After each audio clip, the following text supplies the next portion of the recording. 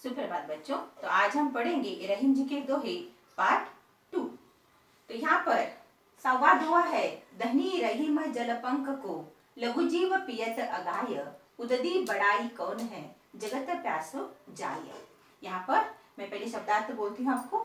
जल पानी, धनी धन्य है, पंख कीचड़, लघु जीव जो छोटे छोटे जीव जंतु है, पियत मिस पीते हैं, अगाय तृप्त हो जाते हैं, उददी समुद्र को उददी बोला गया है, बड़ाई महानता, जगत दुनिया, प्यासो प्यासो जाय मिस प्यासी जाती है। यहाँ पर रहीम जी कहते हैं, धनी रहीम जलपंक को लघुना दीजिए लघु जीव पियत अगाय, उददी बड़ाई कौन है जगत प्यासो जाय। रहीम जी कहते हैं वो समुद्र की क्या महानता है कि उसके किनारे पर आकर लोग प्यासे जाते हैं, पानी नहीं पी सकते उसका, लेकिन वही महान है जो कीचड़, जो पंख का पानी है, जो कीचड़ का पानी है, उसमें बहुत सारे जीव जंतु अपनी प्यास बुझाते हैं, वही धन्य है। इसके लिए रहीम जी बोलते हैं वही इंसान या वही मानव धन्य है जो दूसरों की सहायता करे। इसलिए उन्होंने कीचड़ का पानी और समुद्र का पानी की तुलना की है।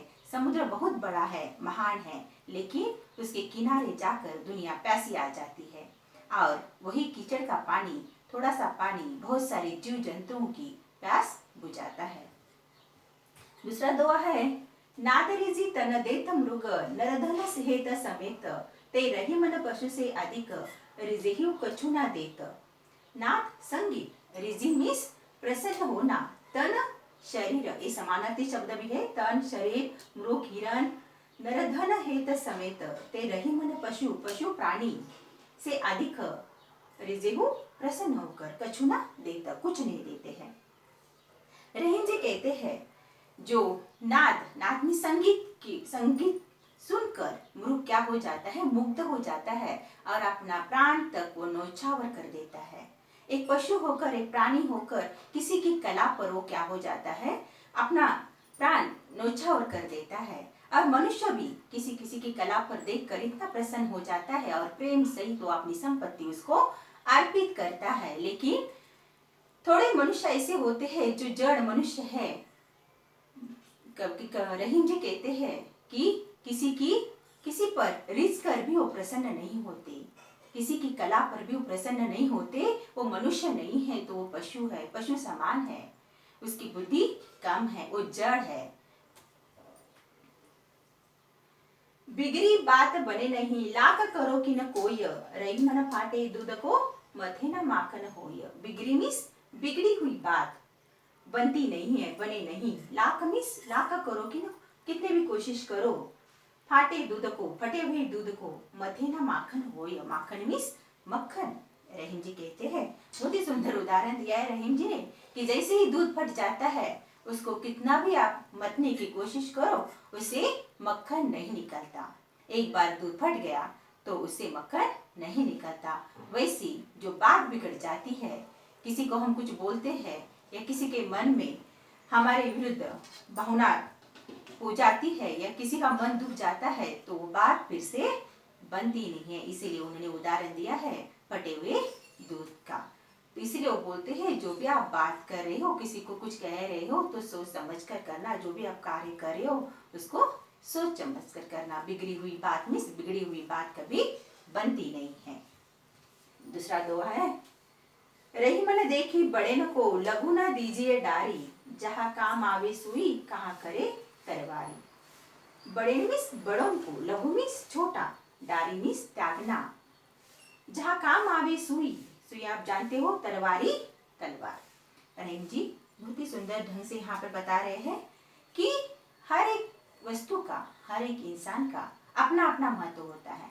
बड़ों को देखकर किसी छोटे का तिरस्कार नहीं करना या उसकी उपेक्षा नहीं करनी चाहिए, क्योंकि छोटों का भी उतना ही महत्व होता है।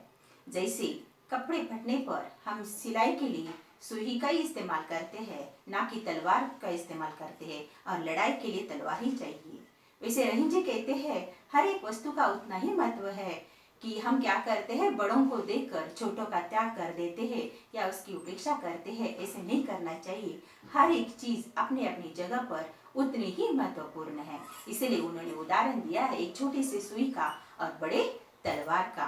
तलवार सुई को लड़ाई के लिए नहीं यूज कर सकते और तलवार कपड़े सिलने के लिए उसका प्रयोग नहीं कर सकते। तो हर एक का महत्व अपनी जगह पर है। इसीलिए हर एक का सम्मान करो, हर एक का आदर करो, यही उनका भाव अर्थ है यहाँ पर।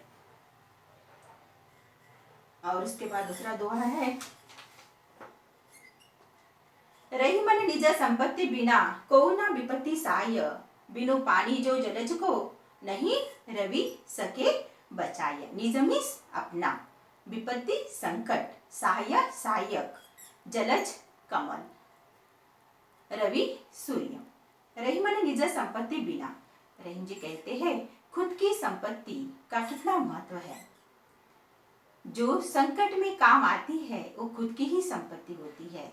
दूसरा हमें कितना भी सहायक हो, कितनी भी सहायता करे, लेकिन संकट में सहायता करने वाली खुद की ही संपत्ति होती है। इसके लिए उन्होंने एक सुंदर सा उदाहरण दिया है, जैसे कमल पानी के अभाव से बस सूर्य प्रकाश से जिंदा नहीं रह सकता, बस उसको पानी निकाला जाए और बस उसको सूर्य प्रकाश ही दिया जाए तो कमल क्या हो जाएगा, सूख जाएगा, मर जाएगा। उसी तरह उसको दोनों की भी जरूरत होती है। जैसे पानी उसकी निज संपत्ति है और सूर्य प्रकाश उसका सहायक है, वैसे इंसान को अपना जीवन बिताने के लिए उसकी निज संपत्ति कितनी महत्वपूर्ण है। सहायता होगी तो भी उसकी निज संपत्ति उसके लिए बहुत ही महत्वपूर्ण होती है। इसलिए उन्होंने उदाहरण कमल का और सूर्य का प्रकाश दिया है। सूर्य प्रकाश भी उतना ही महत्वपूर्ण है, लेकिन पानी का अभाव होगा तो कमल बच नहीं सकेगा। उसके बाद का दुआ है, रही मन पानी राखी है, बिनु पानी सब सुन, पानी गए ना उबरे, मोती मानुष चून। यहाँ पर पानी की महत्ता बताई है। आप सब जानते हो जीवन में पानी का महत्व कितना है। रहीम जी ने वही बताया है, रही मन पानी राखी है, बिना पानी सब सुन। वो बोलते पानी के बिना कुछ भी नहीं है। पानी गए ना उबरे, मोती मानुष चून। चून मीन्स आटा, मोती मोती आपको पता ही है, मानुष मनुष्य। रहीम जी कहते हैं यदि पानी आता चमक सम्मान और आटा जल, कि यहाँ पर यहाँ उदाहरण दिए हैं, चमक के बिना मोती बेकार है, सम्मान के बिना मनुष्य का जीवन व्यर्थ है, और आटे में पानी नहीं होगा तो रोटी नहीं बन सकती। इसीलिए पानी का प्रयोग यहाँ पर रहीम जी ने सबके लिए किया है। और पानी नहीं होगा तो जीवन हमारा क्या है, व्यर्थ है। जैसे सम्मान नहीं होगा तो इंसान का मनुष्य जीवन व्यर्थ है, चमक नहीं होगी तो मोती व्यर्थ है, और आटे में पानी नहीं है तो रोटी नहीं बन सकती। इसलिए उन्होंने कहा है पानी बिना पानी गए ना उभरे, मोती मानुष चूना। वो सब पानी के बिना क्या है, व्यर्थ है। तो इसके साथ यहाँ पर हमारे दोहे खत्म होते हैं। धन्यवाद।